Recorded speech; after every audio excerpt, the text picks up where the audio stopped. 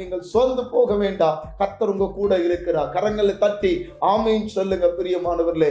சோர்ந்து போகும்போது என்ன நடக்கும் என்று சொன்னால் நான் சொல்லட்டுமா? உங்க உயர்வு தடைபடும். நீங்கள் சோர்ந்து போவீர்களானால் உங்க ஊழியம் தடைபடும். நீங்கள் சோர்ந்து போவீர்களானால் உங்க உண்மை நிலையே உங்களால் அறிந்து கொள்ள முடியாமல் போகும்.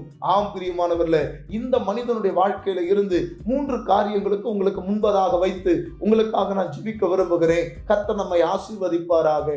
ஆமா, அதே ஸ்தோத்திரம் 1 ராஜாக்கள் 19ஆம் அதிகாரத்தினுடைய 7வது வசனம் சொல்லுகிறது, கர்த்தருடைய தூதன் திரும்ப 2ஆம் தரம் வந்து அவனை தட்டி எழுப்பி, எழுந்திருந்து போஜனம் பண்ணு, நீ பண்ண வேண்டிய பிரயாணம் வெகு தூரம் என்று சொல்லுகிறார். ஆம், அப்படியானால் என்ன அர்த்தம்? இவனை குறித்த தேவனுடைய ஒரு உயர்வான திட்டம் இருக்கிறது. உயர்வான மேன்மை இருக்கிறது. நான் தேவன் எலியாவை குறித்து ஒரு பரந்த திட்டத்தை, ஒரு மேன்மையான திட்டத்தை, ஒரு உயர்வான திட்டத்தை கர்த்தர் வைத்திருக்கிறார். ஆனால் இவன் சோர்ந்து போகும் பொழுது உயர்வே தடை பண்ணப்படுகிறது, அவனுடைய மேன்மை தடை பண்ணப்படுகிறது, அவனுடைய கனம் தடை பண்ணப்படுகிறது.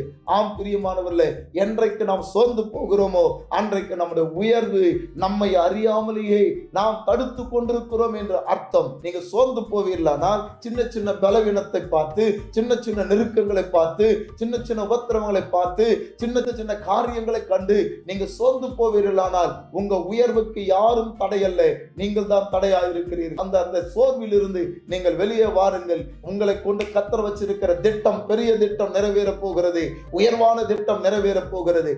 2வது ஸ்தோத்திரம், அந்த மனுஷனிடத்தில் நான் பார்த்தது 15, 16வது வசனத்துல கர்த்தர் சொல்லுகிறார், ஆமா, சீரியாவின் மேல் ராஜாவாக அபிஷேகம் பண்ணி, 16வது வசனம், பின்பு நிம்சியின் குமாரனாகிய யெகூவை இஸ்ரவேலின் மேல் ராஜாவாக அபிஷேகம் பண்ணி என்று கர்த்தர் சொல்றார். அதுக்கு அடுத்து அந்த வசனத்தினுடைய பின்பகுதி சொல்லப்பட்டிருக்கிறது, சாப்பாத்தின் குமாரனாகிய எலிசாவை உன் ஸ்தானத்துல தீர்க்கதரிசியாக அபிஷேகம் பண்ணு என்று அங்கு எழுதப்பட்டிருக்கிறது. கவனிங்க, சோர்வு ஒரு மனிதனுடைய ஊழியத்தை கூட தடை செய்யும், நம்முடைய வேலையை கூட தடை செய்யும். நான் செய்ய வேண்டியதை என்னை எது தடுக்குன்னு கேட்டீங்கன்னா எனக்குள்ள இருக்கிற சோர்வு.